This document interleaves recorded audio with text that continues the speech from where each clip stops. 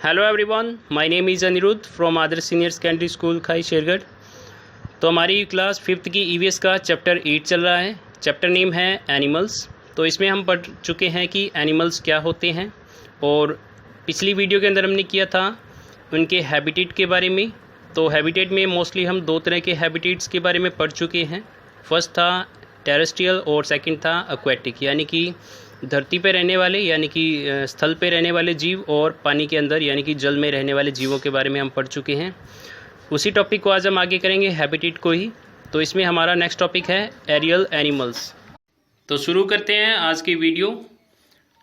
Aerial animals यानी कि ऐसे जीव, ऐसे एनिमल्स जो कि ज़्यादा समय अपना हवा के अंदर बिताते हैं, यानी कि आसमान में उड़ते रहते हैं। Animals which are able to fly and hence most of the time they live in the sky are known as aerial animals, यानी कि ऐसे जीव जो उड़ सकते हैं और जो अपना ज़्यादा समय जो है वो आकाश में उड़कर ही बिताते हैं, तो ऐसे जीवों को एरियल एनिमल्स कहा जाता है। All the birds come under this category, तो जितने भी पक्षी होते हैं वो सब एरियल एनिमल्स होते हैं। नेक्स्ट इज आर्बोरियल एनिमल्स, यानी कि ऐसे जीव जो पेड़ों के ऊपर रहते हैं। Animals which live on trees for most of the time are called arboreal animals, यानी कि ऐसे जीव, ऐसे जानवर जो अपना ज़्यादा समय कहाँ बिताते हैं, पेड़ों के ऊपर।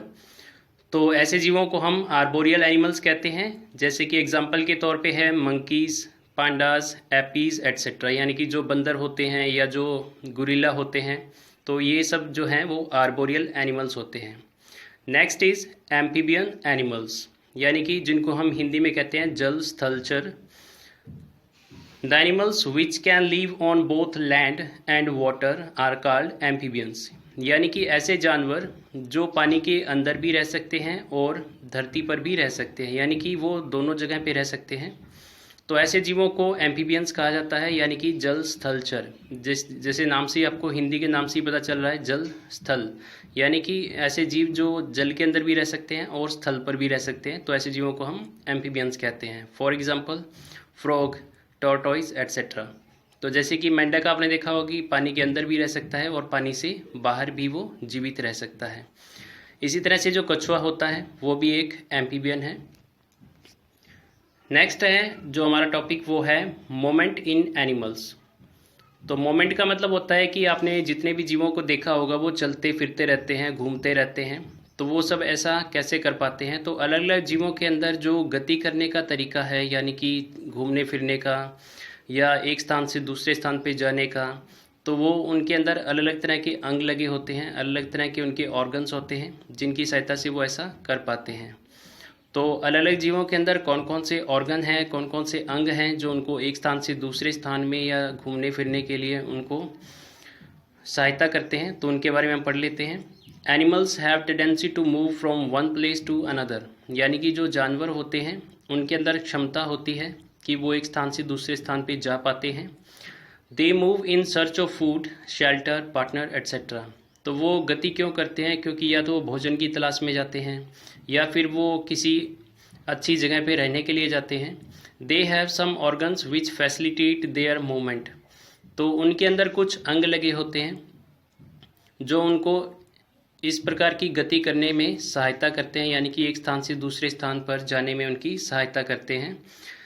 These organs are called locomotory organs, तो ऐसे जो अंग होते हैं जो उनको चलने फिरने में सहायता करते हैं, तो उनको हम लोकोमोटरी ऑर्गन कहते हैं, यानी कि गति करने वाले अंग कहते हैं।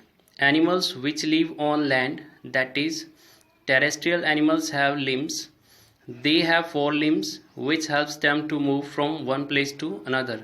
तो ऐसे जानवर, ऐसे एनिमल्स जो कि धरती के ऊपर रहते हैं, यानी कि भूमि के ऊपर रहते हैं, तो ऐसे जीवों को हम टेरेस्ट्रियल एनिमल्स कहते हैं। तो उनके अंदर बेसिकली क्या होता है कि 4 पैर लगे होते हैं, यानी कि 4 जो लिम्स हैं वो उनके अंदर लगी होती है, जो उनको एक जगह से दूसरी जगह जाने में सहायता करती है। जैसे कि आपने डॉग के अंदर देखा होगा, जैसे कि डायग्राम में आपको दिखाई भी दे रहा है कि इसके अंदर आपको इसके 4 पैर दिखाई दे रहे हैं। इसी तरह से गाय के अंदर या भैंस के अंदर आपने देखा होगा, हिरन के अंदर, शेर के अंदर, तो इनके अंदर 4 लिम्स लगी होती हैं, यानी कि इनके 4 पैर होते हैं जो उनको चलने फिरने में सहायता करते हैं। Aquatic animals who live in water have some special features to move. इसी तरह से जो पानी में रहने वाले जीव होते हैं उनके अंदर भी कुछ विशेष तरह के अंग लगे होते हैं जो उनको पानी में गति करने में सहायता करते हैं। They have fins. तो उनके अंदर क्या लगा होता है, उनके अंदर फिन्स लगी होती हैं। फिन्स जैसे कि आपने फिश के अंदर देखा होगा, जो कि आपको डायग्राम के अंदर दिखाई दे रही है। तो जो फिन्स होती हैं वो एक तरह के पंख जैसी आकृति होती है, तो वो उनको पानी में तैरने में सहायता करती है। These fins and tail helps them to swim in the water. तो उनकी जो पूंछ होती है और जो फिन्स होती हैं वो उनको पानी में तैरने में सहायता करती हैं। Aerial animals have pair of wings to fly. इसी तरह से हमने एरियल एनिमल्स के बारे में पढ़ा था कि वो ज़्यादा अपना जो समय है वो हवा के अंदर या आकाश के अंदर उड़कर बिताते हैं। तो ऐसे जीवों के अंदर क्या होता है कि उनको उड़ने में उनके लिए पंख लगे होते हैं, यानी कि उनकी जो लोकोमोटिव ऑर्गन्स है वो क्या होते हैं, विंग्स, यानी कि उनके पंख जो होते हैं वो उनको एक जगह से दूसरी जगह पहुंचाने का काम करते हैं। They have a pair of small legs also which enables them to walk on land. और अगर वो धरती पे रहते हैं, यानी कि आपने देखा हुआ कि जो पक्षी होते हैं वो आसमान में उड़ने के लिए अपने पंखों का इस्तेमाल करते हैं। इसी प्रकार से जब वो धरती के ऊपर होते हैं तो अपने पैरों की सहायता से थोड़ा इधर उधर घूमते रहते हैं। तो उनके अंदर 2 पैर भी लगे होते हैं जो उनको धरती के ऊपर चलने में सहायता करते हैं।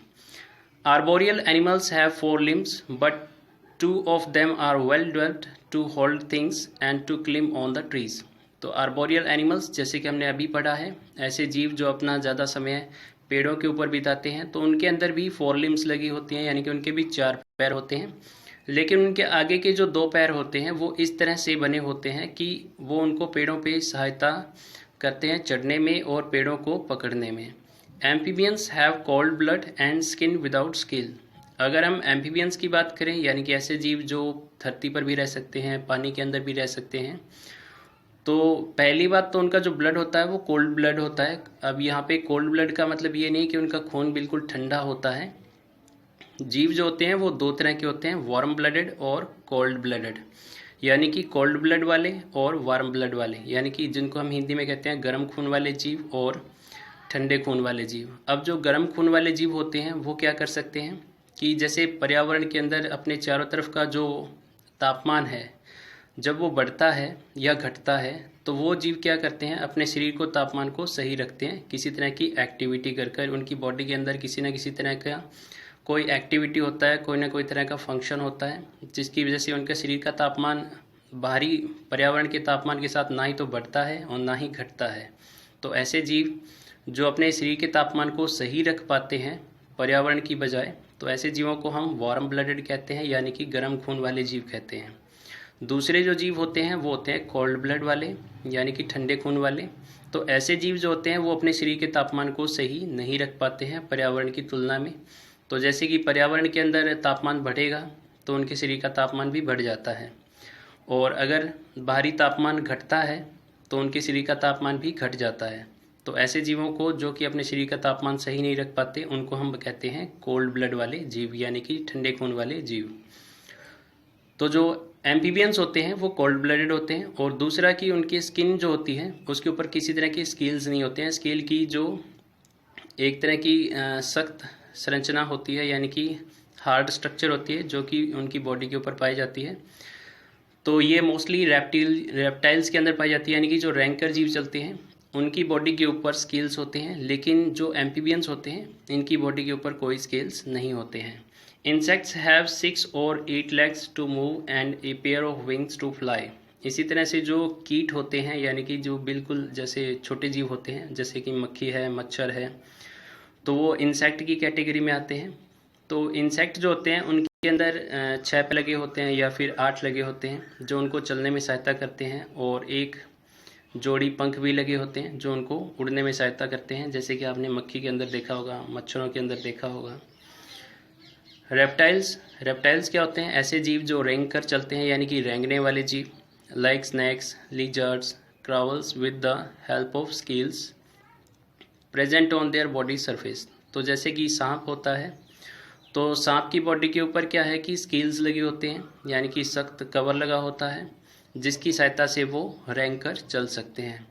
तो आज के लिए बस इतना ही। कल हम करेंगे इसके नेक्स्ट टॉपिक कि जो जीव हैं उनका फीडिंग हैबिट क्या है, कि यानी कि जो जीव होते हैं वो किस तरह का भोजन करते हैं।